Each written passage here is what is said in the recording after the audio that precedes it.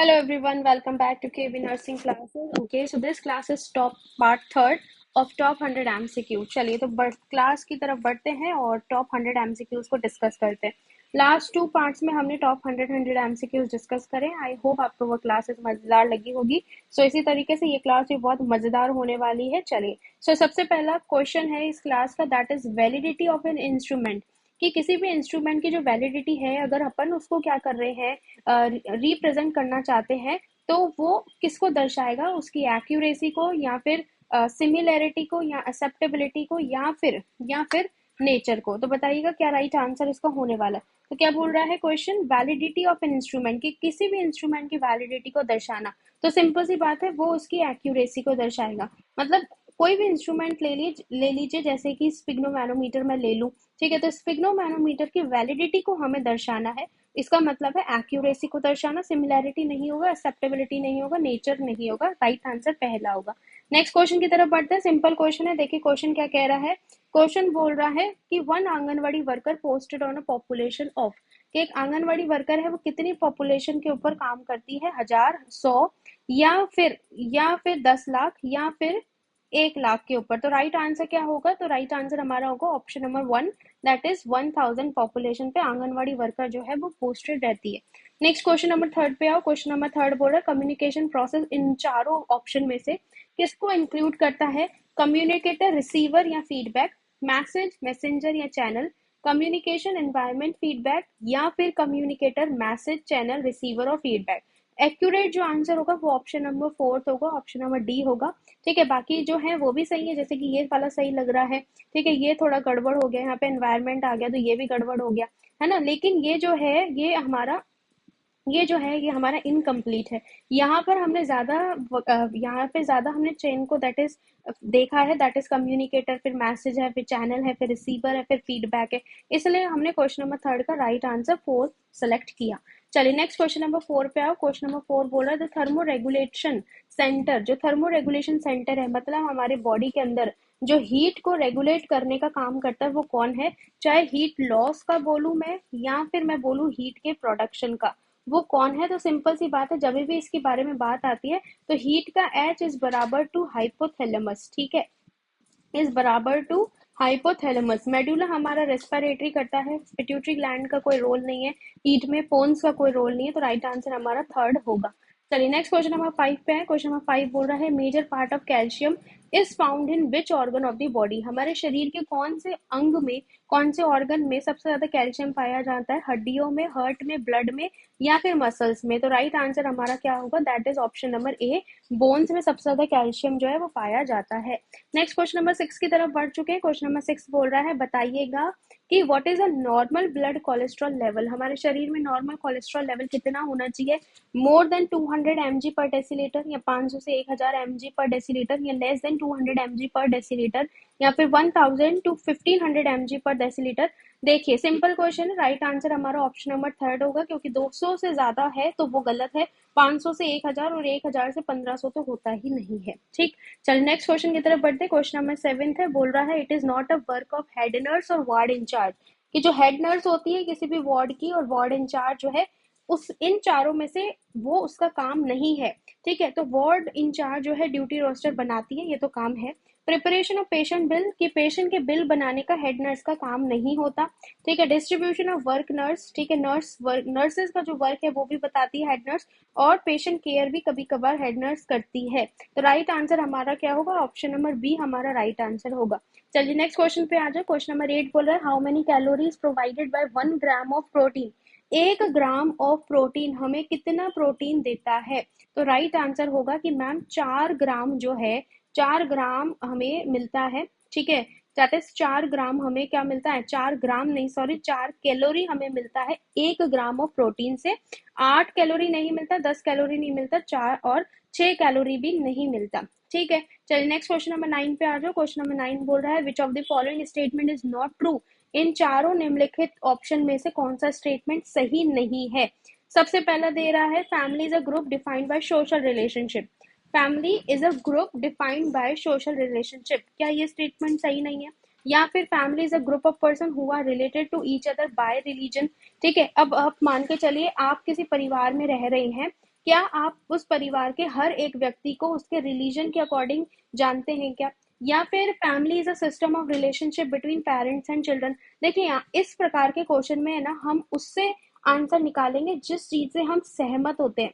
तो सबसे पहले मैं अगर आपको बोलूं कि family is a system of relationship between parents and children, तो आप कहेंगे कि यस मैम ये तो सही है, ठीक है, ये तो सही है, ये तो सही है, ठीक है ना, मतलब ये हमारा आंसर नहीं होगा।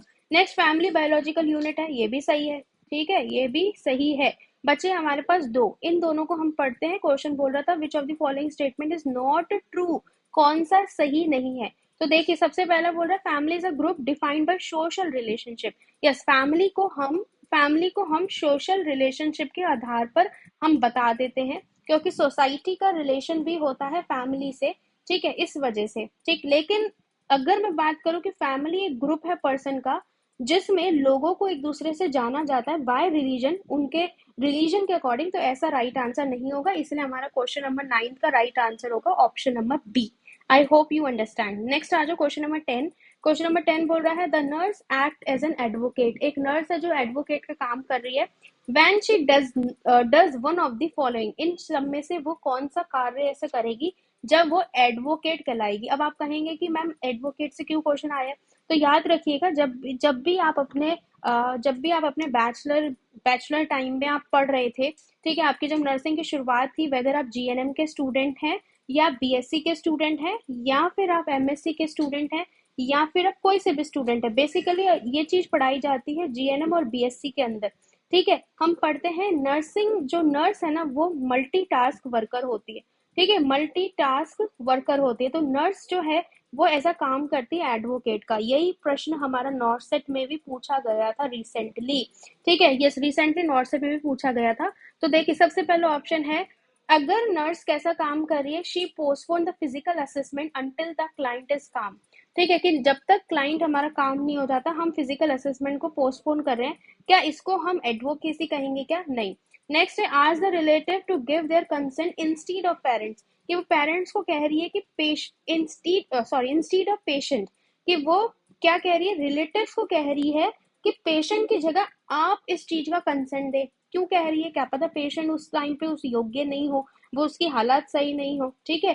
तो ये हमारा एडवोकेसी को दर्शा रहा है। यहाँ पर जो नर्स है ना उसने कुछ स्टेप्स लिए हैं, ठीक है, यहाँ पर नर्स ने कुछ स्टेप्स लिए हैं, मतलब एडवोकेट बनी है वो अपने आप में और एडवोकेसी उसने अपनी शो करी है। नेक्स्ट तीसरा बोल रहा है she encourage the client to express feeling, ठीक है, एक्सप्रेस फीलिंग करने के समय पे एडवोकेसी का रोल कोई नहीं है। She assist the client for injury, नहीं ये भी नहीं है। तो राइट आंसर हमारा ऑप्शन नंबर बी होगा। ऑप्शन नंबर बी हमारा जो है वो राइट आंसर होगा। क्वेश्चन नंबर 10 का right answer option number B होगा। नेक्स्ट क्वेश्चन नंबर 11 पे आओ। क्वेश्चन नंबर 11 बोल रहा है what immediate nursing intervention will you take in case of blood reaction. अब देखिए ये जो क्वेश्चन है ना, ये क्वेश्चन हमारे हमारे जो गवर्नमेंट के कॉम्पिटिटिव एग्जाम है उसमें हमारे स्कोर को बढ़ाने का काम करता है, क्योंकि ये क्वेश्चन इतनी बार पूछ लिया गया है एग्जाम्स में, इतनी बार पूछ लिया गया ये क्वेश्चन कि अक्सर स्टूडेंट इस क्वेश्चन का सही आंसर करते हैं। अगर कोई गलत आंसर कर रहा है इसका मतलब ये है कि उसने अपने जब लर्निंग टाइम था उसने इस चीज को अच्छे से सीखा ही नहीं, ठीक है।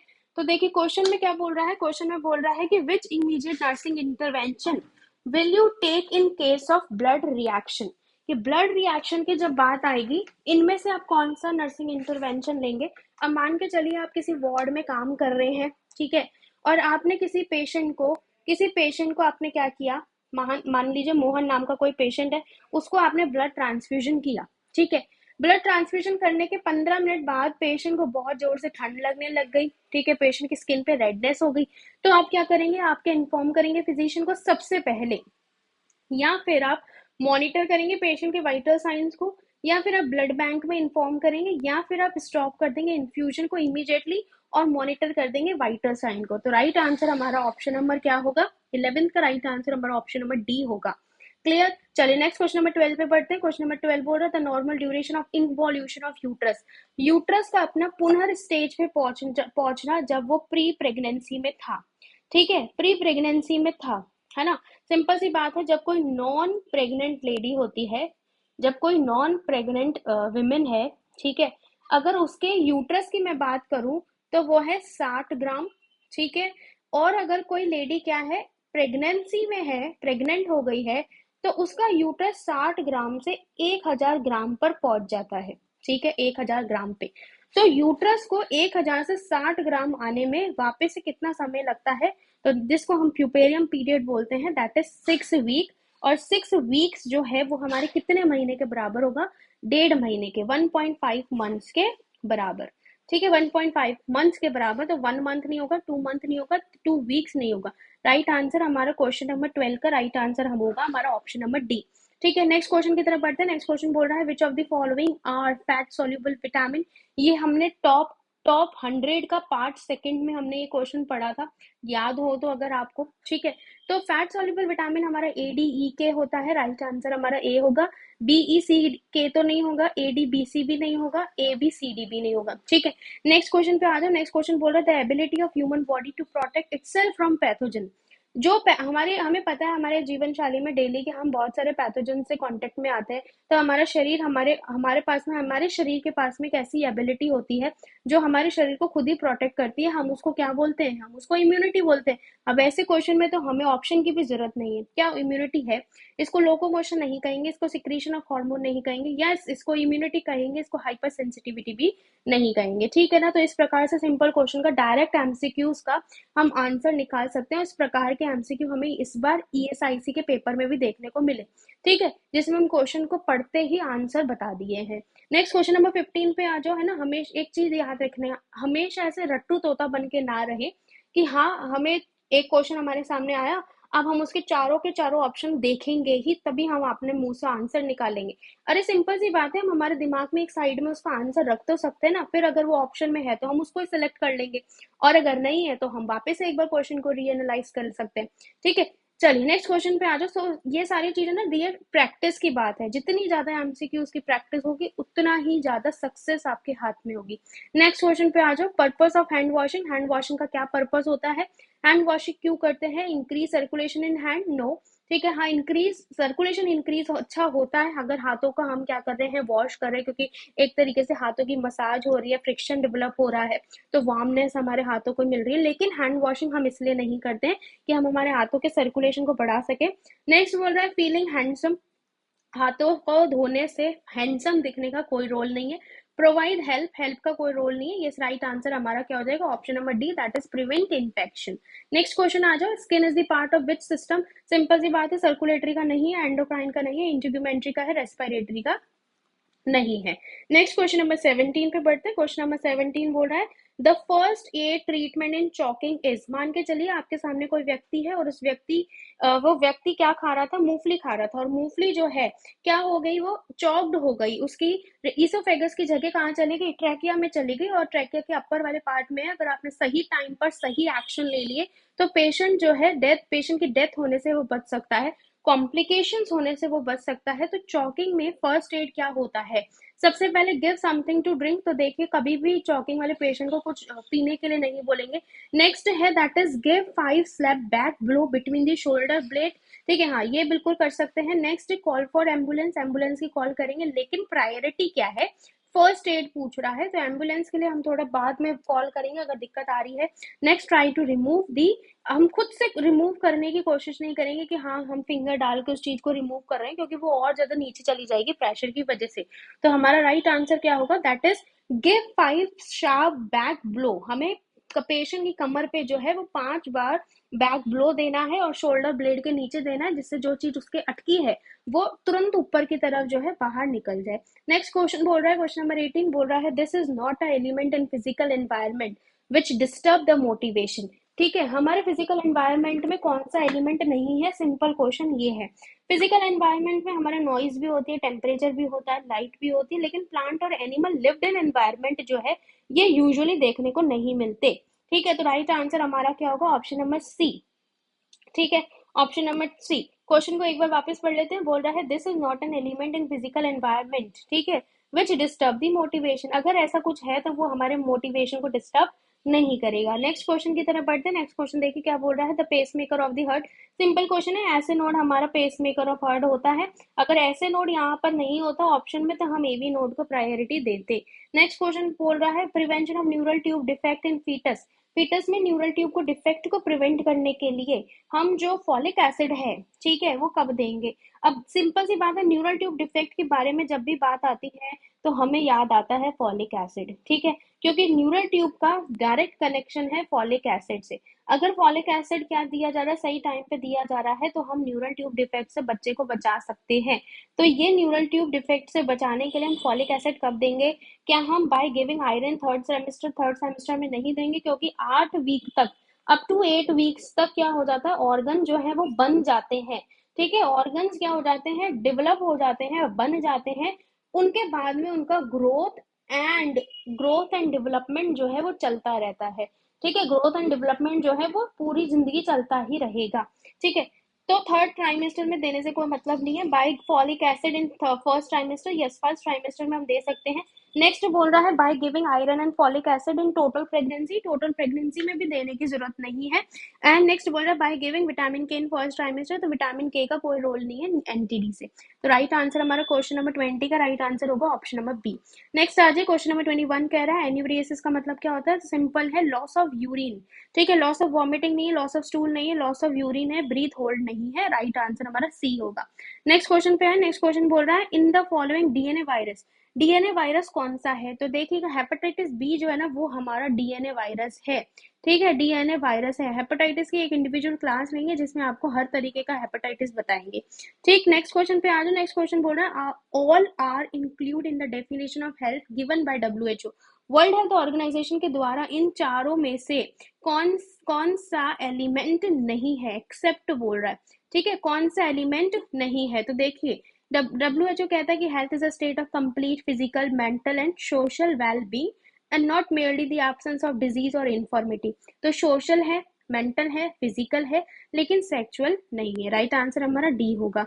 नेक्स्ट आ जाओ क्वेश्चन, क्वेश्चन नंबर 24 बोल रहा है what is true regarding H pylori infection, H pylori infection के बारे में बताएं। क्या H pylori toxin producing microbe है, या फिर इम्यूनोग्लोबुलिन है, या रोटा वायरस है, या बैक्टीरिया। तो राइट आंसर हमारा ऑप्शन क्या होगा, ऑप्शन नंबर डी की एक बैक्टीरिया है, ठीक। नेक्स्ट क्वेश्चन पे आ जाओ। नेक्स्ट क्वेश्चन नंबर 25 बोल रहा है in which following is not a view of health education, कि हेल्थ एजुकेशन का इनमें से ऐसा कौन सा व्यू नहीं है, नहीं है, educational view, service view, management view, या एनकरेजमेंट व्यू। तो हेल्थ एंड एजुकेशन का कोई तरीके से, किसी भी तरीके से एनकरेजमेंट व्यू नहीं है, ये एजुकेशन व्यू है, ठीक है, सर्विस व्यू है, और मैनेज कैसे करना है अपनी डेली लाइफ रूटीन को वो व्यू भी बताता है, ठीक है। चलिए नेक्स्ट क्वेश्चन नंबर 26 पे आई। क्वेश्चन नंबर 26 पे बोल रहा है nursing professional can only practice after, जो नर्सिंग प्रोफेशनल्स होते हैं वो कब अपनी प्रैक्टिस कर सकते हैं, लाइसेंस के बाद में, अप्रूवल के बाद में, एक्रीडिटेशन के बाद में, या वैल्यूएशन के बाद में। सिंपल क्वेश्चन है, राइट आंसर हमारा लाइसेंस होगा।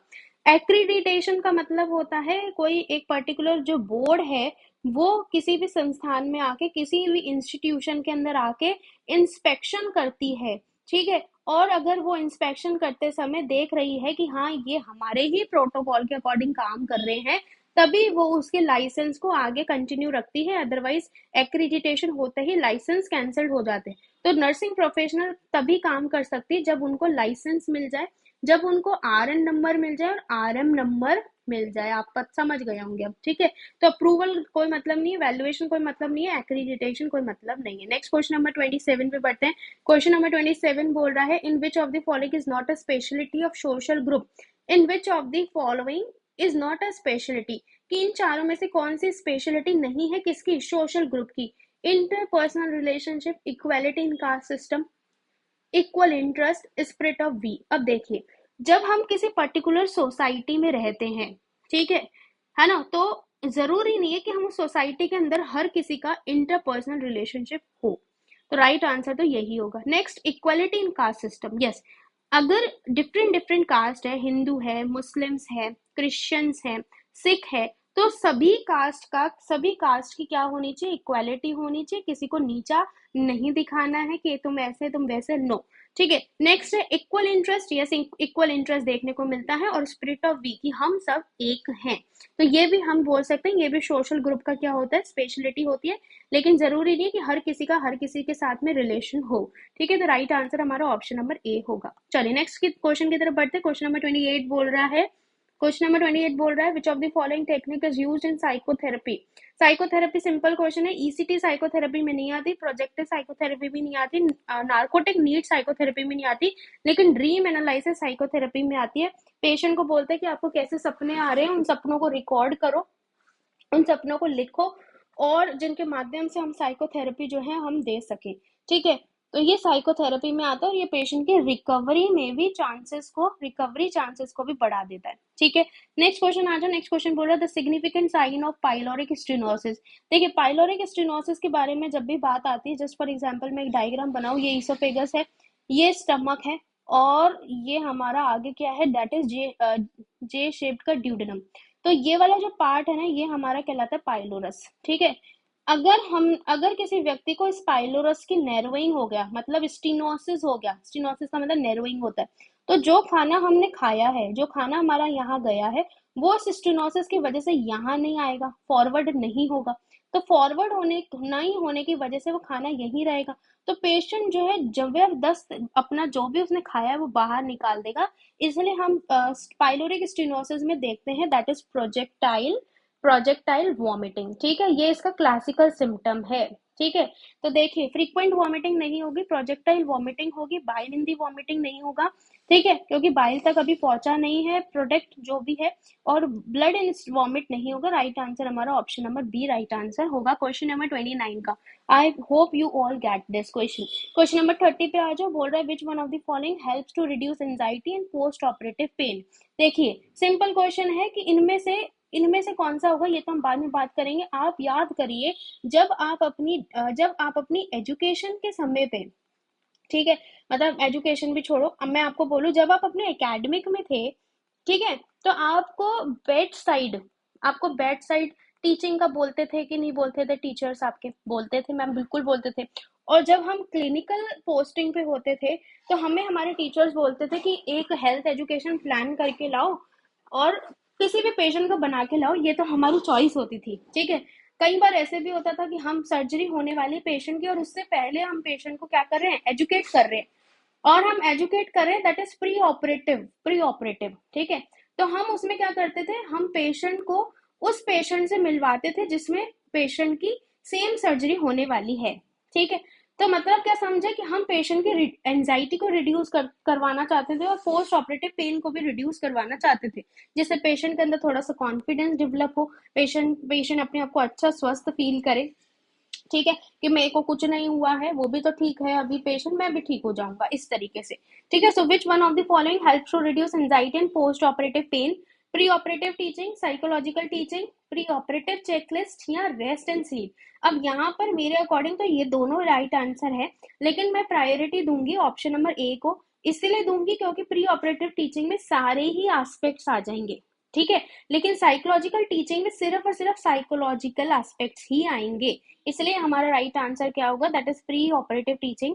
प्री ऑपरेटिव चेकलिस्ट नहीं होगा, और रेस्ट एंड स्लीप नहीं होगा। तो 30 क्वेश्चन का राइट आंसर है option number A. I hope you all get this question.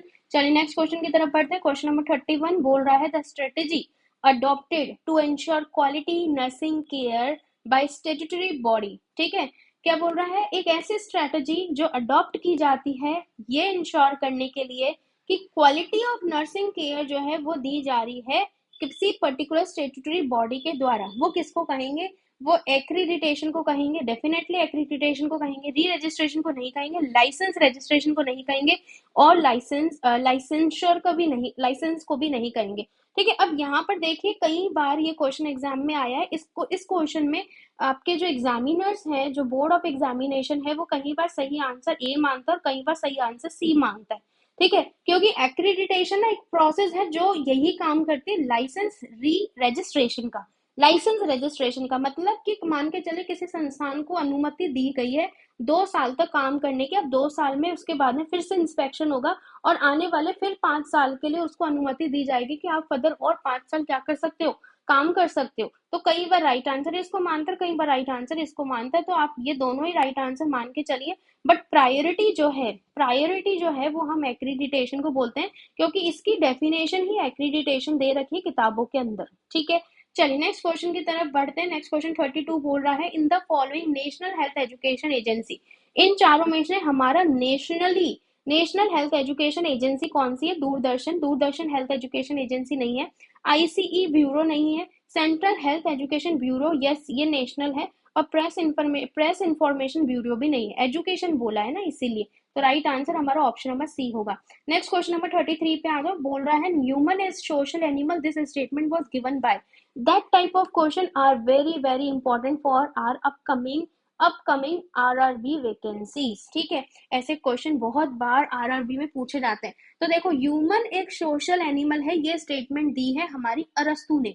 Christo ने नहीं बोला, ये स्पेंसर ने नहीं बोला, प्लूटो ने नहीं बोला, किसने बोला? अरस्तु ने बोला है।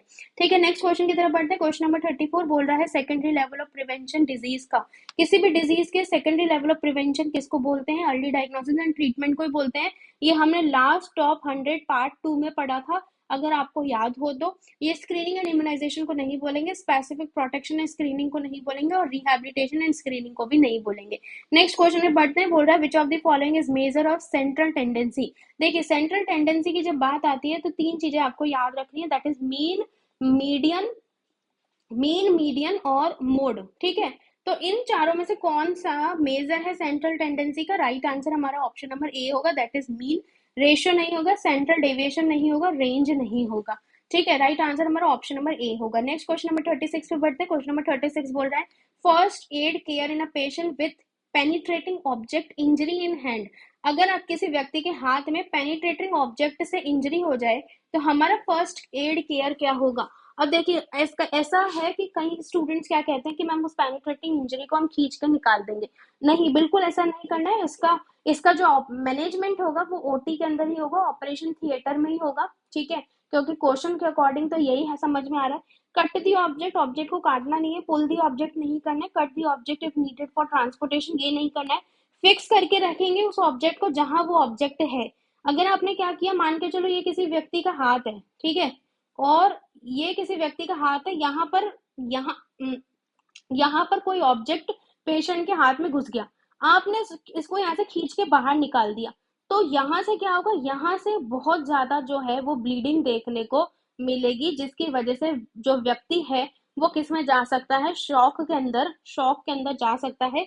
इसलिए हम क्या करेंगे डियर स्टूडेंट, दैट इज हम फिक्स करके रखेंगे इस ऑब्जेक्ट को जहां पर वो ऑब्जेक्ट था, और उसको स्ट्राइल ड्रेसिंग पैड से क्या कर देंगे? हम कवर करके रख देंगे टू प्रिवेंट द इन्फेक्शन। लेकिन इतना टाइटली नेवर डू टाइटली, ठीक है, कभी भी टाइटली उसको कवर नहीं करना है कि जितना वो अंदर था वो और अंदर धस जाए, ऐसा नहीं करना है। तो हमें नॉर्मली पैक करना है, इसलिए हमारा राइट आंसर 36 का राइट आंसर हमारा ऑप्शन नंबर डी होगा। नेक्स्ट क्वेश्चन की तरफ बढ़ते हैं। सिंपल क्वेश्चन है, बोल रहा है विच कमेटी, कौन सी ऐसी कमेटी है जिसने बनाया है made for study of nurse normal situation. ठीक है, दैट इज सिंपल क्वेश्चन है, which committee made for study of nurse normal situation. High power committee, Mukherjee committee, Chadha committee या मुदालियर। राइट आंसर हमारा होगा that is option number A. High power committee ने nurses के लिए normal situation को create करने में बहुत मदद करी है। नेक्स्ट क्वेश्चन नंबर 38 पे आ जाओ। बोल रहा है which gland of body secrete hormone to maintain normal metabolism rate. Simple बात है, आपसे हम पूछो हमारे शरीर का कौन सा ऐसा अंग है जो हमारे बॉडी के मेटाबॉलिज्म को मेंटेन करता है, आप आंसर करेंगे मैम थायराइड ग्लैंड। ठीक है, ऑप्शन की जरूरत थी क्या? नहीं थी। देखते हैं ऑप्शन में थायराइड ग्लैंड है, बिल्कुल है। Right answer option number D होगा। टेस्टिस नहीं होगा, पेनक्रियास नहीं होगा, एड्रिनल ग्लैंड नहीं होगा। नेक्स्ट क्वेश्चन पे आ जाओ। क्वेश्चन नंबर 39 बोल रहा है what is the dose of vitamin A for an infant at 9 month of age. जब बच्चा 9 महीने का है तो विटामिन ए की कितनी डोज दी जाएगी? तो सबसे पहली डोज जो है वो कितनी दी जाती है? That is 1 lakh international unit देते हैं, उसके बाद में 2 लाख इंटरनेशनल यूनिट दी जाती। नेक्स्ट आ जाओ। नेक्स्ट क्वेश्चन नंबर 40 बोल रहा है speak truth is a normal principle of. सच बोलना हमेशा, ये कौन सा प्रिंसिपल है हमारे नर्सिंग में? वैसे भी इंसान को हमेशा सच ही बोलना चाहिए, चाहे सच कड़वा हो, चाहे बहुत दुख देने वाला हो, लेकिन सच बोलो। ठीक है, स्पीक ट्रुथ, सच बोलना, कौन सा प्रिंसिपल है? हेल्पिंग है, नॉन हार्मफुल है, वेरासिटी है या जस्टिस है? तो राइट आंसर हमारा होगा वेरासिटी। वेरासिटी का बराबर नाम है, सिनोनिम है इसका, दैट इज ट्रुथफुलनेस। ट्रुथफुलनेस, सच बोलना हमेशा, ठीक है। चलिए नेक्स्ट क्वेश्चन की तरफ बढ़ते हैं। क्वेश्चन नंबर 41 बोल रहा है the sign of severe dehydration among infants. Infants में सीवियर डिहाइड्रेशन के साइन बताओ। ये क्वेश्चन हमारा नॉर्थ सेट में पूछा गया, ठीक है। देखिए सिलेबस वही सब कुछ है। एक बार आपने अपने नर्सिंग में बेस क्लियर कर लिया, नींव क्लियर कर ली, कोई से भी एग्जाम में आपका सिलेक्शन हो जाएगा, कहीं दूर नहीं जाने वाला, ठीक है। तो सीवियर डिहाइड्रेशन अमंग इन्फेंट्स का साइन बताओ। ड्राउजीनेस, हाँ ठीक है, ड्राउजीनेस होता है। बल्जिंग फॉन्टेनिन नहीं होगा भाई, डिप्रेस्ड फॉन्टेनिन होंगे। डिक्रीज स्किन टर्गर भी होगा। एक कट गया तो ये आंसर नहीं होगा। Excessive crying and excessive thirst, ठीक है। सीवियर बोल रहा है तो सीवियर में एक्सेसिव क्राइंग और एक्सेसिव थर्स्ट देखने को नहीं मिलती। नेक्स्ट बोला ड्राउजीनेस, ये ड्राउजीनेस होगा। डिप्रेस्ड फॉन्टेनल भी होगा और डिप्रेस्ड स्किन टर्गर भी होगा, ठीक है। ये हमारा राइट आंसर निकल रहा है। एंजाइटी और इंक्रीज स्किन टेंडरनेस भी देखने को नहीं मिलेगा, इसलिए राइट आंसर हमारा ऑप्शन नंबर सी होगा। हमने इस प्रश्न में कौन सा मेथड यूज किया आंसर निकालने के लिए? एलिमिनेशन मेथड, ठीक है। ये क्वेश्चन कैसा है? ये क्वेश्चन हमारा बनाया गया कैफेटेरिया एमसीक्यू बोलते हैं इसको, जिसमें हमें ऐसा लगता है कि चारों ही ऑप्शन सही है, कहीं ना कहीं कुछ ना कुछ सही मिलेगा हमें। ये सही मिल गया, ये सही मिल गया, ठीक है, ये सही मिल गया, तो हम इसमें कंफ्यूज हो जाते हैं। अब हम सही आंसर किसको करें, लेकिन हमें जब पता है कि ये कंसेप्ट है ना, तो हम निकाल लेंगे आंसर। नेक्स्ट क्वेश्चन पे आ जाओ। नेक्स्ट क्वेश्चन बोल रहा है which one of the following is not a feature of health education. इनमें से कौन सा फीचर नहीं है, कौन सी विशेषता नहीं है हेल्थ एजुकेशन की? सबसे पहला है एम्स एट इम्पल्सिव एक्शन, कि सबसे पहला उद्देश्य है कि हम हमेशा इम्पल्सिव एक्शन दें। नहीं, जरूरी नहीं कि हेल्थ एजुकेशन में हमेशा इम्पल्सिव एक्शन दें, ठीक है। इम्पल्सिव एक्शन का मतलब ये नहीं है कि हम सिंपल हमेशा ऐसे काम करें जिसमें एक्शन हो, नहीं, हम सिंपल बातें भी बता सकते हैं पेशेंट को, ठीक है। Knowledge and skill acquired activity, ये तो होनी ही चाहिए। डेवलप सेल्फ एक्सप्रेशन, ये भी होने चाहिए। डिसिप्लिन प्रिमिटिव डिजायर्स, ये भी होने चाहिए। राइट आंसर कौन सा नहीं है? ऑप्शन नंबर ए। चलो नेक्स्ट क्वेश्चन नंबर 43 पे आ जाओ। बोल रहा है which statutory body is responsible for ensuring the standard of nursing education in India. India में नर्सिंग एजुकेशन के स्टैंडर्ड को मेंटेन करने के लिए, इंश्योर करने के लिए कौन सी स्टेट्यूटरी बॉडी है? नेक है, यूनिवर्सिटी ग्रांट कमीशन है, इंडियन नर्सिंग काउंसिल है, नर्सिंग है। देखो नर्सिंग एजुकेशन है तो इंडिया में नर्सिंग एजुकेशन ही है एक ऐसी स्टेट्यूटरी बॉडी जो हमारे स्टैंडर्ड्स को मेंटेन करती है। स्टेट नर्सिंग काउंसिल इसके अंदर आ जाती है, ठीक है, इसलिए हमारा राइट आंसर सी होगा। नेक और यूजीसी जो है ये डीम्ड यूनिवर्सिटी में काम करते हैं। नेक और यूजीसी डीम्ड यूनिवर्सिटी में काम करते हैं, ठीक है। आईएनसी हमारी एक ऐसी स्टैट्यूटरी बॉडी है जो हमारे नर्सिंग एजुकेशन में स्टैंडर्ड को मेंटेन करने में मदद करती है। नेक्स्ट क्वेश्चन आ जाओ। अकॉर्डिंग टू 2011 पॉपुलेशन क्या थी? भाई सिंपल क्वेश्चन है, इसके बारे में जिक्र करने की जरूरत ही नहीं है। 121 करोड़ थी, ठीक है। चलो नेक्स्ट क्वेश्चन आ जाओ। नेक्स्ट क्वेश्चन नंबर 45 बोल रहा है in which of the following factor help in development of the cities. Cities के डेवलपमेंट के लिए कौन सा फैक्टर जरूरी है? ग्रुप, इंडस्ट्रियलाइजेशन, लिविंग फैसिलिटी या डिजास्टर। सिंपल क्वेश्चन है, डिजास्टर तो होगा नहीं, ग्रुप भी नहीं होगा, लिविंग फैसिलिटीज ही भी नहीं होगा, ठीक है। राइट आंसर हमारा है ऑप्शन नंबर बी कि इंडस्ट्रियलाइजेशन जितना ज्यादा होगा उतनी ही हमारी जो कंट्रीज हैं, सिटीज हैं, वो क्या होंगी? डेवलप होती चली जाएंगी। जैसे America, America is an developed country, ठीक है। क्यों? क्योंकि वहां पर इंडस्ट्रियलाइजेशन काफी अच्छा है, ठीक है। नेक्स्ट क्वेश्चन आ जाओ। नेक्स्ट क्वेश्चन बोल रहा है 46 बोल रहा है safety major for unconscious patient. कोई व्यक्ति है जो अनकॉन्शियस है, आप किसी पर्टिकुलर वार्ड में काम कर रहे हो, आप क्या सेफ्टी मेजर यूज में लोगे उस पेशेंट के लिए? Keep up side rails, yes ma'am, side rails ऊपर करके रखेंगे। Keep extra blanket on the bed, ऐसा कुछ नहीं है कि एक्स्ट्रा ब्लैंकेट्स रखें, है ना। पेशेंट को सही तरीके से वेंटिलेशन मेंटेन करके रखना है। लाइट शुड बी ऑन, ठीक है, लाइट शुड बी ऑन होनी चाहिए, लेकिन जब पेशेंट सो रहा है तो हम लाइट बंद कर सकते हैं, ठीक है। इसको हम मान भी सकते हैं, नहीं भी मान सकते, दोनों ही चीजें। Next, remove extra furniture. Extra furniture remove करने की जरूरत नहीं है क्योंकि पेशेंट अनकॉन्शियस है, ठीक है। राइट आंसर हमारा क्या होगा? Option number A. Next question पे आ जाओ। क्वेश्चन नंबर 47 बोल रहा है displacement, substitution, projection are example of which of the following. Simple बात है, साइकेट्रिक सब्जेक्ट से क्वेश्चन है। डिस्प्लेसमेंट, सब्स्टिट्यूशन, प्रोजेक्शन हमारा क्या होता है? साइकोलॉजिकल स्टेज ऑफ डेवलपमेंट है क्या? नो। डिफेंस मैकेनिज्म्स में आता है। ये psycho social stage of development भी नहीं है और न्यूरोटिक नीड भी नहीं है, ठीक है। नेक्स्ट क्वेश्चन पे आ जाओ। क्वेश्चन नंबर 48 बोल रहा है पीडियाट्रिक्स से जो अम्बिलिकल कॉर्ड है उसमें क्या होता है? Two arteries two veins no, one artery one vein नहीं, वन आर्टरी टू वेन नहीं, टू आर्टरीज वन वेन। ठीक है, राइट आंसर हमारा ऑप्शन नंबर डी होगा। वेन जो है हमारी बच्चे में क्या करती है, ऑक्सीजनेटेड ब्लड को कैरी करके रखती है, ऑक्सीजनेटेड ब्लड को कैरी करके रखती है। ठीक है, तो दो आर्टरी जो डीऑक्सीजनेटेड ब्लड को कैरी करे हुए होते हैं और वन वेन जो है वो ऑक्सीजनेटेड ब्लड को कैरी करा होता है। ठीक है, next question number 49, duration of third stage of labour 30 से 40 मिनट। वैसे तो 20 से 30 मिनट ही होता है, 30 से 40 भी ज्यादा ही हो गया, 20 से 30 मिनट, लेकिन यहाँ पे ऑप्शन में 12 घंटे, 1 आवर, 1.5 आवर ये नहीं होगा। ठीक है, 1 to 30 minute, 20 to 30 minute, 20 to 30 minute, 30 to 40 minutes भी नहीं, मतलब नहीं होता है इतना, लेकिन हाँ ऑप्शन के अकॉर्डिंग जो है वो हम इसी को सही आंसर मानेंगे। ठीक है, नेक्स्ट क्वेश्चन आ दो। नेक्स्ट क्वेश्चन बोल रहा है कैंसर ऑफ सर्विक्स, सर्विक्स का कैंसर होना किसकी वजह से, रोटा वायरस की वजह से नो, ह्यूमन डिप्लॉइड वायरस की वजह से नहीं, ह्यूमन पेपिलोमा वायरस की वजह से, और ह्यूमन इम्यूनोडेफिशिएंसी वायरस भी नहीं करता, वो तो एड्स करता है, ये तो एड्स करता है। ठीक है, नेक्स्ट क्वेश्चन नंबर 51 बोल रहा है the colour used for tagging a dead body, dead body के टैग के लिए ब्लैक कलर यूज में लेते हैं, ग्रीन येलो रेड यूज में नहीं लेते। ठीक है, नेक्स्ट क्वेश्चन पे आओ। नेक्स्ट क्वेश्चन बोल रहा है a muscular pouch, a muscular pouch like sac that lies slightly to the left of abdomen to store food temporary।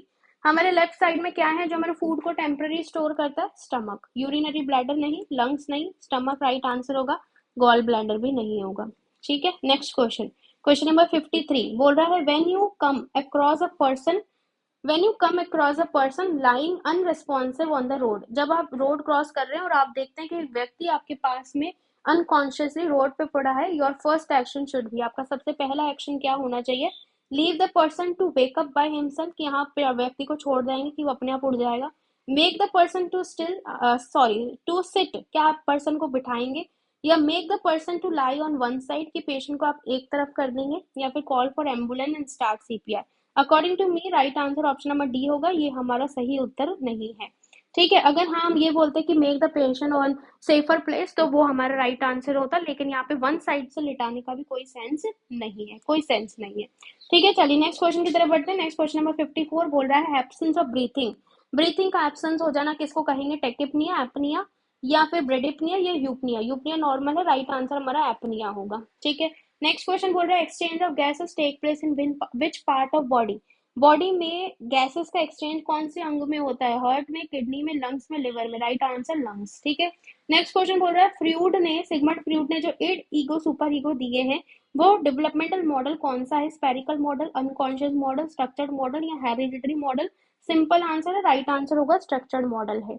Next question number 57 बोल रहा है down syndrome among new born, new born में down syndrome जो होता है is due to, वो किसकी वजह से होता है, न्यूट्रल डेफिशिएंसी की वजह से, क्रोमोसोमल एरर की वजह से, इनबॉर्न एरर ऑफ मेटाबॉलिज्म की वजह से, या एबियो इनकम्पैटिबिलिटी की वजह से। राइट आंसर हमारा ऑप्शन नंबर बी होगा, क्रोमोसोमल एबनॉर्मलिटी है, क्योंकि हमें पता है कि डाउन सिंड्रोम में ट्राइसोमी होती है कौन से क्रोमोसोम की, 21 नंबर ऑफ क्रोमोसोम की।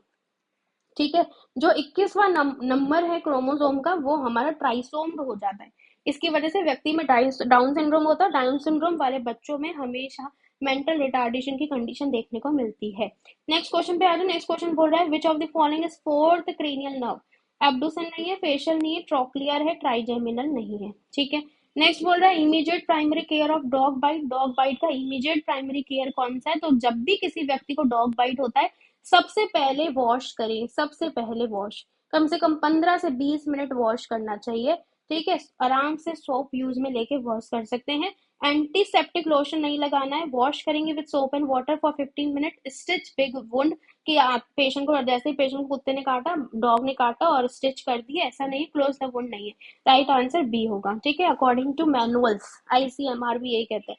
नेक्स्ट आ जाओ। नेक्स्ट क्वेश्चन बोल रहा है norms in sociology, norms in sociology, sociology के कौन से नॉर्म है जो इंडिकेट करता है normal standard of human behaviour, ethical idea of society, या tendency of human being to move up, या standardise generalisation about normal expected modes of behaviour. देखो सोशियोलॉजी कहता है कि सोसाइटी में सही तरीके का बिहेवियर होना चाहिए, normal standard of normal social behaviour no, ethical ideas of society नहीं, tendency of human being to move up, standardise generalisation about normal expected mode of behaviour, ये राइट आंसर है इसका। ठीक है, क्वेश्चन नंबर 60 का ये राइट आंसर है। Next 61 पे आ जाओ, बोल रहा the difference between oral and axillary temperature is. देखिए सेल्सियस में है तो 0.6 डिग्री सेल्सियस होगा, अगर फेरेनाइट में होता तो 1 डिग्री होता। अक्सर स्टूडेंट ढंग से देखते नहीं है, आंखों आंखें खुली है फिर भी पर्दे डाल देते हैं और राइट आंसर डी करके आ जाते हैं। ठीक है, इसलिए फिर सिलेक्शन रुक जाता है और फिर बोलते हैं हमारा तो पेपर अच्छा हुआ था, सिलेक्शन ही नहीं हुआ, सब फर्जीवाड़ा है, ऐसा बोलते हैं। लेकिन ऐसा नहीं है, राइट आंसर इसका ऑप्शन नंबर बी है। नेक्स्ट क्वेश्चन पे आ जाओ। नेक्स्ट क्वेश्चन बोल रहा है which position is to be provided by the patient while performing mouth care to an unconscious patient. जब भी अनकॉन्शियस पेशेंट होगा साइड लाइन पोजिशन दे दे, साइड लाइन पोजिशन दे दें। हाँ जी, एक सेकेंड, कौन सी पोजीशन दे दें अनकॉन्शियस पेशेंट में? साइड लाइन पोजीशन दे दे, जिससे जो फ्लूइड है वो पतली गली से निकल जाए। ठीक है, चलिए तो क्या बोल रहा है, which position is to be provided to patient by performing mouth care to an unconscious patient? Knee chest no, side line yes, supine नहीं, फाउलर्स नहीं। Right answer option number B. ठीक, नेक्स्ट क्वेश्चन नंबर 63 बोल रहा है the highest level of need in Maslow hierarchy. Maslow hierarchy में highest level of need कौन सा होगा? Self actualisation, safety, self esteem या फिजियोलॉजिकल? याद कीजिए यही का यही सेम क्वेश्चन ईएसआई 2024 में आया अभी। ठीक है, राइट आंसर क्या होगा? Self actualisation, highest level. Next question, exogamy का मतलब क्या होता है? मैरिज करना आउटसाइड द ग्रुप। ठीक है, एक्सपेरिमेंटल मैरिज को नहीं बोलेंगे, मैरिज बोलेंगे outside a group. Compassionate marriage नहीं होगा, marriage with in a group नहीं होगा। ठीक है, राइट आंसर हमारा ऑप्शन नंबर बी होगा 64 का। नेक्स्ट क्वेश्चन नंबर 65 पे बढ़ते हैं, बोल रहा है एंजाइटी क्या है? Anxiety is caused by an objective thread, ठीक है, ऑब्जर्व किए हुए थ्रेड से, मार्क्स्ड डिप्रेशन या हॉस्टिलिटी टर्न टू सेल्फ या फिर a subjective perceived thread. Right answer option है डी होगा, जब किसी सब्जेक्ट को, जब व्यक्ति को खुद को डर लगेगा, ठीक है, तभी उसको एंजाइटी होगी। ओके, चलिए नेक्स्ट क्वेश्चन पे आ जाओ। नेक्स्ट क्वेश्चन नंबर 66 बोल रहा है increase heart rate is recorded by, ठीक है, रिकॉर्डेड बाय नर्स। जब नर्स के द्वारा हार्ट रेट बढ़ी हुई दिखाई दे रही है, हम उसको क्या बोलेंगे? एरिथमिया, टेकिकार्डिया, हाइपरपायरेक्सिया या टेकिपनिया? हार्ट रेट है तो टेकिकार्डिया। ठीक है, टेकिपनिया कब बोलेंगे? जब रेस्पिरेशन रेट बढ़ेगी। ठीक, नेक्स्ट क्वेश्चन 67 बोल रहा है the best method for assessing respiration in a non responsive person. जब कोई व्यक्ति रेस्पॉन्स नहीं दे रहा, अनकॉन्शियस है, तो उस व्यक्ति में बेस्ट मेथड रेस्पिरेशन असेस करने का कौन सा है? ये क्वेश्चन आया हुआ है नॉर्थ सेट में। ठीक है, put hand in front of nose, no, put the hand on the chest, no, error आएंगे इससे। लुक, लिसन एंड फील, ये सही उत्तर होगा इसका। Hear, breath, heart beat, no. जब रेस्पिरेशन है तो हार्ट बीट से क्या लेना देना। ठीक है, नेक्स्ट क्वेश्चन 68 बोल रहा है which of the following food stuff is good source of protein? Protein सबसे अच्छा किससे मिलेगा? मिल्क एंड मिल्क प्रोडक्ट से, सिरल से, ग्रीन लीफी वेजिटेबल से या फिर फ्रूट से? तो याद रखिएगा राइट आंसर हमारा ऑप्शन नंबर ए होगा, मिल्क एंड मिल्क प्रोडक्ट से। ठीक है, नेक्स्ट क्वेश्चन में बढ़ते हैं। क्वेश्चन नंबर 69 बोल रहा है in the following is an important element of pain measurement. Pain को मेजर करने के लिए कौन सा फॉलोइंग एलिमेंट इंपॉर्टेंट है? इफेक्ट, इंटेंसिटी, कॉज या कॉज फैक्टर? देखिए, पेन में अगर पेन का इंटेंसिटी ज्यादा है तो हम उसके माध्यम से पेन को मेजर करेंगे। ठीक है, बाकी इफेक्ट नहीं है, कॉज नहीं है, कॉज फैक्टर नहीं है। नेक्स्ट क्वेश्चन नंबर 70 बोल रहा है in oral care tray. Oral care जब किसी व्यक्ति को दी जा रही, किसी पेशेंट, किसी मरीज को दी जा रही है, तो उसकी ट्रे में which extra instrument should be kept? हमें कौन सा ऐसा एक्स्ट्रा इंस्ट्रूमेंट है जो रखना चाहिए while providing mouth care to an unconscious patient? ये क्वेश्चन आया है नॉर्थ सेट में, एम्स में क्वेश्चन आया है। ठीक है, आरआरबी के लिए भी अच्छा क्वेश्चन है ये। ठीक है, तो जब भी ध्यान रखें, जब कोई अनकॉन्शियस पेशेंट है तो अनकॉन्शियस पेशेंट अपना मुंह खुद नहीं खोलेगा, तो हमें माउथ गैग की जरूरत पड़ेगी। ठीक है, जिसके माध्यम से हम पेशेंट का ओरल केयर कर पाएंगे। माउथ गैग क्या करेगा? पेशेंट के मुंह को जितना हमें खोलना उतना खोलने में मदद करेगा, वाइडन करने में मैक्सिमली। ठीक है, तो ओरल ट्रे में हमारे पास ये एक्स्ट्रा इंस्ट्रूमेंट होना चाहिए। लैरिंजोस्कोप नहीं होगा, आर्टरी फॉर्सेप्स नहीं होगा, डिस्पोजेबल स्पैचुला नहीं होगा। ठीक है, नेक्स्ट क्वेश्चन आज नेक्स्ट क्वेश्चन बोल रहा है, यहाँ लिख दूं मैं इसका right answer option number B. Next question बोल रहा है the number of pulse beat per minute is known as. जो पल्स हम हर हर एक एक थोड़ी देर सेकंड्स में हम जो फील करते हैं, तो क्या उसको हम टेंशन बोलते हैं, रिदम बोलते हैं, वॉल्यूम बोलते हैं या उसको रेट बोलते हैं? राइट आंसर रेट होगा। ठीक है, चलिए नेक्स्ट क्वेश्चन पे आ जाओ। नेक्स्ट बोल रहा है what does a society exclude. जो सोसाइटी है, जो समाज है, वो किसको हटाती है इनमें से? टाइम बाउंडनेस को, डिफरेंसेस को, रेसिप्रोसिटी को, या फिर इंटरडिपेंडेंस को? राइट आंसर होगा टाइम बाउंडनेस को। ठीक है, इसको इंक्लूड नहीं करती है सोसाइटी। नेक्स्ट क्वेश्चन पे आ जाओ। बोल रहा है contribution in total energy of normal adult per day. जो एक मैं बोलूँ एक जो दिन है, सॉरी, एक एडल्ट का जो पर्टिकुलर एक दिन है, उस दिन में जो टोटल एनर्जी है, ठीक है, कार्बोहाइड्रेट की, वो कितनी होनी चाहिए? 90 to 100%, 40 to 50% of total need, 80 to 90% या 50 to 70%? तो मोटापा नहीं बढ़ाना है तो याद रखिएगा 50 to 70% होनी चाहिए। ठीक है, नेक्स्ट क्वेश्चन आ जाओ। नेक्स्ट बोल रहा है what are the sign of shock. Shock के क्या साइन है? तो देखिए शॉक डिफरेंट डिफरेंट तरीके के होते हैं। शॉक होने की वजह से हमारा कार्डियक आउटपुट जो है वो डिक्रीज होता है। कार्डियक आउटपुट डिक्रीज होता है तो हमारा टिश्यू परफ्यूजन डिक्रीज हो जाता है, और टिश्यू परफ्यूजन डिक्रीज हो जाता है तो हमारे हाथ पैर जो है वो ठंडे हो जाते हैं, कोल्ड पड़ जाते हैं। ठीक है, हाँ जी, कोल्ड पड़ जाएंगे, और कोल्ड पड़ने की वजह से हमारी बॉडी कंपनसेट करेगी, हमारी पल्स रेट को बढ़ाने की कोशिश करेगी, है ना। और पल्स रेट तो बढ़ रहा है, लेकिन पर्सन जो है वो कार्डियक आउटपुट कम होने की वजह से, टिश्यू परफ्यूजन कम होने की वजह से अनकॉन्शियस हो जाएगा। तो what are the sign of shock? Cold, yes होगा। क्लेमी स्किन होगी, अनकॉन्शियसनेस होगा, रैपिड पल्स रेट भी देखने को मिलेगा। स्वेटिंग एंड फॉरगेटफुलनेस देखने को नहीं मिलता बेसिकली, वैसे बोल सकते हैं अर्ली में देखने को मिल सकता है, लेकिन ये मेन है। Lethargy and low pulse rate नहीं होगा। Rapid pulse rate and unconsciousness भी नहीं होगा, ये भी इनएडिक्वेट है, क्योंकि इसमें दो ही आए हैं, ये ऑथेंटिक है ज्यादा, इसलिए राइट आंसर हमारा ऑप्शन नंबर ए। ठीक, नेक्स्ट 75 क्वेश्चन पे आओ। बताओ क्वेश्चन 75 का क्या राइट आंसर है? Helping cells. हेल्पिंग सेल्स किसको बोलते हैं? टी सेल्स को, बी सेल्स को, मैक्रोफेज को, या आरबीसी को? Simple question, right answer A होगा। ठीक है, टी सेल्स को हम हेल्पिंग सेल्स बोलते हैं। नेक्स्ट क्वेश्चन नंबर 76 बोल रहा है who is reserved as a founder of modern nursing. Modern nursing की फाउंडर कौन है? फ्लोरेंस नाइटिंगेल है, बेटी न्यूमैन नहीं है, वर्जीनिया हेंडरसन नहीं है, जीन बैटसन नहीं है। नेक्स्ट क्वेश्चन पे आ जाओ। नेक्स्ट क्वेश्चन बोल रहा है इल्यूशन किसको कहेंगे? इल्यूशन रॉन्ग परसेप्शन है स्टिमुलाई का, या मिस इंटरप्रिटेशन है of real external stimuli. Yes, evolution में रियल स्टिमुलाई होती है, कहां पर? एक्सटर्नली। उसका गलत अनुमान लगाना, मिस इंटरप्रिटेशन, ये शब्द यूज में ले। हमेशा याद रखें, अगर ये शब्द आ रहा है ना ऑप्शन में, यही सिलेक्ट करना है, यही सिलेक्ट करना है। ये देखे ही नहीं, रॉन्ग परसेप्शन को हटा दो, क्लियर परसेप्शन को हटा दो। परसेप्शन विदाउट स्टिमुलाई तो हमारा हेलुसिनेशन होता है। ठीक है, चलिए नेक्स्ट क्वेश्चन की तरफ बढ़ते हैं। नेक्स्ट बोल रहा है group of people organise for particular purpose. एक पर्टिकुलर पर्पस के लिए ग्रुप ऑफ पीपल्स जो है वो इकट्ठे हुए हैं, क्यों? ठीक है, अब क्यों हुए हैं ये तो हमें नहीं पता, लेकिन हम उसको क्या बोलेंगे? क्या हम उसको एसोसिएशन बोलेंगे, क्या हम उसको इंस्टीट्यूशन बोलेंगे, क्या हम उसको कम्युनिटी बोलेंगे, या फिर हम उसको सोसाइटी बोलेंगे? जो राइट आंसर होगा वो हम उसको बोलेंगे एसोसिएशन। नेक्स्ट क्वेश्चन है what is the chest compression and ventilation ratio. यहाँ पर एडल्ट और चिल्ड्रन का नहीं पूछ रहा, लेकिन हम एडल्ट को ही लेके चलेंगे, तो हमारा राइट आंसर 30:2 होगा। यही क्वेश्चन अगर ESIC 2024 में पूछा गया। 15:2 नहीं होगा, 60:6 का कोई लेना देना नहीं है, 12:3 का कोई लेना देना नहीं है। ठीक है, नेक्स्ट क्वेश्चन नंबर 80 पे आ जाओ। बोल रहा है number of temporary teeth. Temporary teeth ma'am पता है 20 होते हैं, 32 परमानेंट होते हैं। ठीक है, 12, 16, 14 नहीं होंगे। नेक्स्ट क्वेश्चन पे आ जाओ। What is hyperemesis gravidarum. Pregnancy के समय पे बहुत ज्यादा उल्टियां आना, एक्सेसिव वॉमिटिंग, उसको हम हाइपरिमेसिस ग्रेविडेरम बोलते हैं। किसकी वजह से होती है? बहुत सारे कारण है, लेकिन मेनली एससीजी होता है। तो एक्सेसिव वॉमिटिंग होगा, लिथार्जी, फूड क्रेविंग और मॉर्निंग सिकनेस नहीं होगा। नेक्स्ट क्वेश्चन है unit and community. A unit and community health nursing practice is. Unity of community मतलब कम्युनिटी की एक ऐसी यूनिट जो हेल्थ नर्सिंग प्रैक्टिस में हमारा रोल प्ले करती है, या हम उनके लिए अवेलेबल हैं। वो कौन है? इंडिविजुअल, फैमिली, सोसाइटी या एनी अदर? राइट आंसर हमारा होगा फैमिली। ठीक है, नेक्स्ट क्वेश्चन बोल रहा है there is a way of research publicity, कि बहुत सारे रिसर्च को पब्लिसिटी करने के बहुत सारे तरीके होते हैं, कौन सा नहीं होता?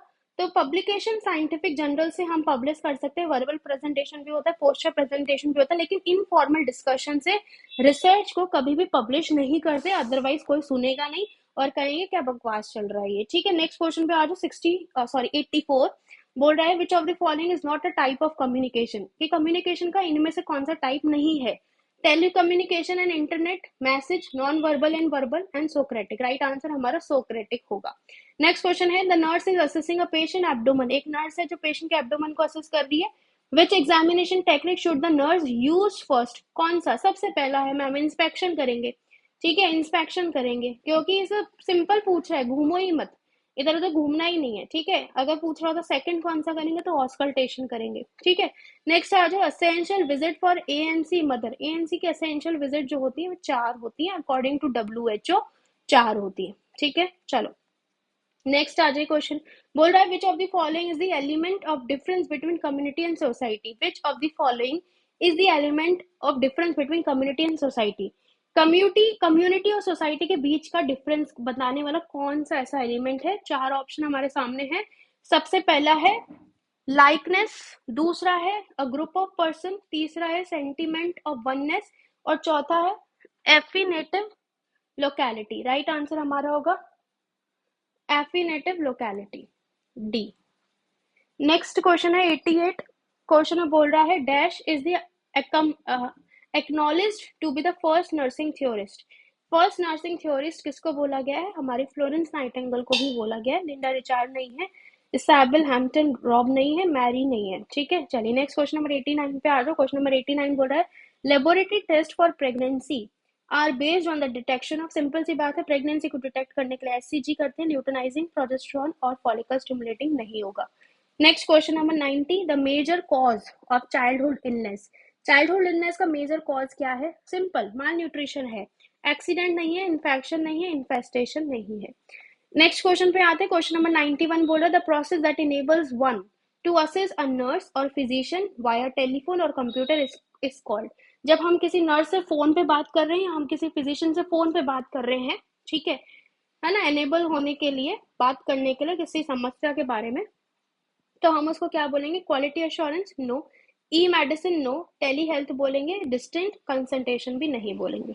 नेक्स्ट क्वेश्चन पे आ जाओ। नेक्स्ट क्वेश्चन बोल रहा है eradication of unwanted habit, eradication करना गलत आदत का by associating unpleasant condition is called, क्या कहेंगे उसको, ठीक है। तो देखिए ऐसे सिचुएशन को हम बोलते हैं अवर्जन कंडीशन, डिसेंसिटाइजेशन नहीं बोलते, क्लासिकल कंडीशनिंग नहीं बोलते, बायो फीडबैक नहीं बोलते। अवर्जन कंडीशन का मतलब होता है कि अनप्लीजेंट कंडीशन करके, जैसे कि मान के चलिए कोई बच्चा है जिसको अंगूठा चूसने की आदत है, तो उस अंगूठे पे मिर्ची लगा दी हमने, अनप्लीजेंट कंडीशन अकर कर दी, तो उसको हम बोलते हैं अवर्जन कंडीशन, ठीक है, जिसके माध्यम से फिर वो दोबारा थंब सकिंग नहीं करेगा। नेक्स्ट क्वेश्चन नंबर 93 पे आओ। 93 बोल रहा है which of the following was the first practical nursing school in the United State, United State में सबसे पहला नर्सिंग स्कूल कौन सा था, तो according to this simple question है बलाड स्कूल था, ठीक है। चलिए next question 94, the function of pectorals major muscle, ये क्वेश्चन नॉर्थ सेट में आया है।